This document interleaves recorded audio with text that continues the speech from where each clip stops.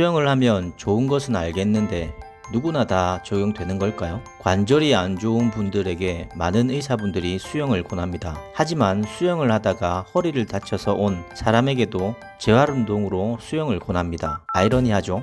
또 여러 여성분들은 수영하면 어깨가 넓어진다고 수영을 꺼려합니다. 그리고 수영을 하면 살이 빠진다 아니다 라는 주제는 영원히 풀리지 않는 숙제같이 여러 명이 모이면 항상 열띤 토론 주제가 되죠.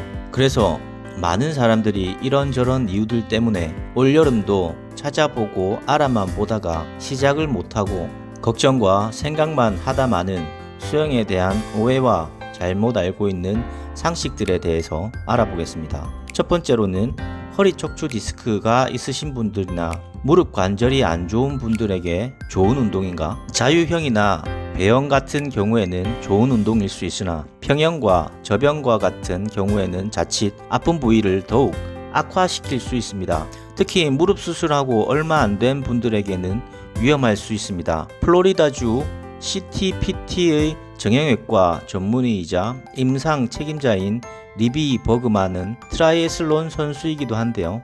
평형이 고관절을 바깥쪽으로 회전해야 하는데 대퇴골을 바깥쪽으로 회전하는 게 한계가 있어 평형 발차기 찰 때 무릎 안쪽으로 더 많은 압력이 가해져서 무릎 안쪽에 염증을 일으킬 수 있다고 합니다. 통증이 느껴진다면 다른 대안으로 무릎 안쪽으로 차는 평형 발차기를 대신해 평형 팔 동작의 자유형이나 저병과 같은 다른 발차기를 한다거나 휴식을 취하는 것이 좋습니다. 그리고 리비 버그만은 엉덩이 근육을 강화하면 엉덩이의 회전력을 높임으로써 무릎 부상을 예방하는 것에 효과가 있다고 하는데요. 클램쉘과 같은 운동이 엉덩이 둔부와 골반까지 강화시키는 데 효과가 좋다고 합니다. 방법으로는 옆으로 누워 다리를 모으고 무릎을 구부립니다. 옆구리 복근을 활성화하고 둔근을 조여줍니다. 두 발을 모으고 위쪽 무릎을 천천히 들어 올립니다. 5초 동안 유지한 다음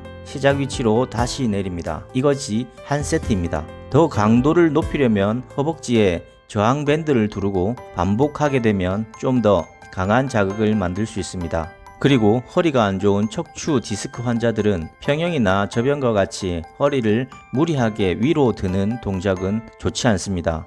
평소에 수영을 할 때 허리나 무릎이 아프신 분들은 오리발을 차고 하는 것도 한 가지 방법입니다.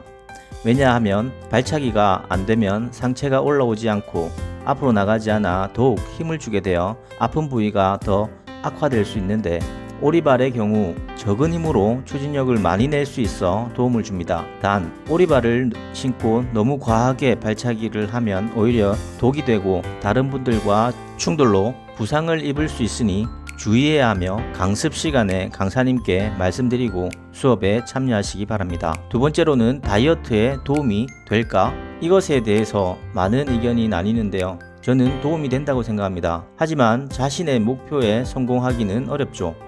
왜냐하면 수영은 스스로 운동 강도를 조절하기 때문입니다. 처음 수영을 배울 때는 물속이라는 낯선 환경에서 모든 동작들을 따라하기 위해 안 쓰던 근육도 쓰고 많은 칼로리를 소모합니다. 그래서 밥맛이 없을 정도로 우리 몸은 물에 적응하기 위해 반응을 하죠. 하지만 물에 적응이 된 상태가 되면 우리는 스스로 강도를 조절하고 천천히 하게 됩니다.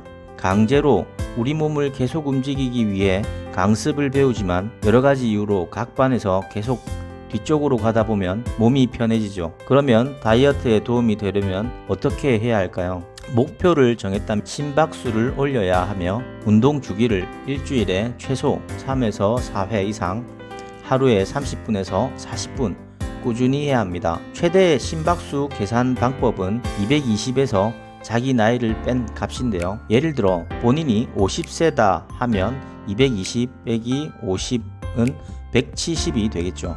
최대 심박수 170 곱하기 0.7은 119가 됩니다. 이것이 기준이 되어 내 심박수 119가 됐을 때 숨이 차는지 안 차는지를 체크해 보십시오. 119가 됐을 때 너무 힘들고 숨이 차면 체력이 좀 약하신 겁니다. 기준을 낮추고 조금씩 올리시면 되니 급할 필요는 없습니다. 제가 생각하는 심박수 올리는 가장 좋은 방법은 수업 시간에 각 반에서 1번에서 3번 사이에 강습을 하는 것입니다. 나의 속도가 느리다면 자신 있는 영법 한 번이나 2번 정도만이라도 하고 뒤로 빠져도 좋으니 앞쪽에 서서 하는 것을 추천드립니다. 그리고 수영과 수중에서 할 수 있는 여러 아쿠아 운동을 병행해 보는 것이 좋은데요. 2007년 한국 스포츠 리서치지의 연구 결과에 따르면 두 그룹으로 나눈 중년 여성들을 10주 동안 1회당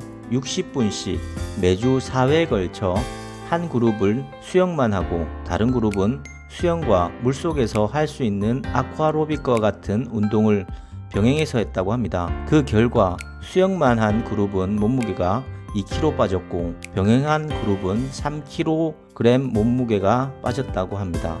꼭 아쿠아로빅만 아니라도 수영 전후로 걷기나 스트레칭을 꾸준히 하는 것도 좋은 방법입니다. 수중 걷기는 육상의 평지보다 운동량이 5배 정도 많으며 스트레칭은 그냥 설렁설렁 하는 게 아니라 몸을 충분히 이완시켜 줌으로써 몸의 근육을 풀어줄 뿐만 아니라 적정하게 몸의 온도를 유지해 줌으로써 부상 방지에도 큰 도움이 됩니다. 고강도와 저강도 운동을 반복해 준다면 더욱 높은 효과를 보실 수 있습니다. 이것은 매번 수영 전후로 병행한다면 다이어트에 큰 도움이 될 것입니다. 세 번째로, 수영을 하면 어깨가 넓어진다.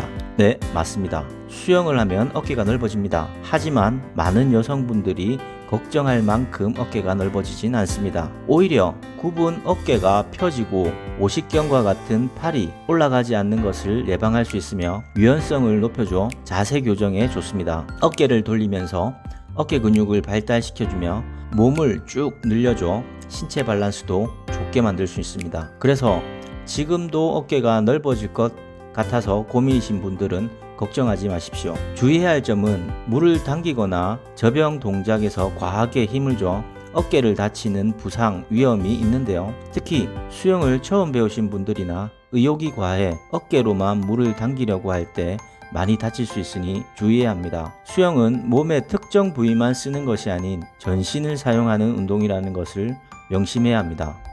네 번째로는 임산부는 수영해서는 안 된다. 아닙니다. 수영은 임산부에 도움이 되는 운동입니다. 운동 강도를 본인이 조절할 수 있어 몸 상태에 맞출 수 있고 관절에 부담을 줄여줘 부상의 위험이 적습니다. 물속에서 걷는 것만으로도 전신 운동이 될 수 있으며 심장과 폐의 기능을 강화시킬 수 있는 좋은 운동으로 출산에 도움을 주고 건강에 좋습니다. 단 임신한 지 얼마 되지 않았거나 출산에 임박한 경우에는 안 하는 것이 좋은데요. 특히 임신 8개월 이후에는 절대 하지 말아 주십시오. 특히 워터파크나 사람들이 많이 이용하는 여름철에는 각종 감염 질환에 취약하므로 피하는 것이 좋습니다. 오늘은 수영에 대한 사람들의 잘못된 이해와 알아두면 좋은 상식들에 대해서 얘기해 봤는데요. 수영은 관절에 무리를 주지 않으면서 전신 근력과 심혈관 능력을 키워주는 탁월한 운동이며 남녀노소 체형에 관계없이 쉽게 즐길 수 있는 운동입니다. 이렇게 좋은 운동이지만 누구에게나 좋은 운동일 수는 없습니다. 예외는 있는 거죠. 따라서 건강한 삶을 누리기 위해서 잘 알고 내 몸에 맞게 제대로 된 정보와 각자의 목표와 목적에 맞게 운동한다면 건강한 신체와 마음으로 행복한 생활을 유지하는 데 도움을 줄 수 있을 것입니다. 영상 도움 되셨다면 구독과 좋아요 부탁드립니다. 여러분들이 행복 수영할 수 있도록 도움이 되는 영상 만들도록 노력하겠습니다. 감사합니다.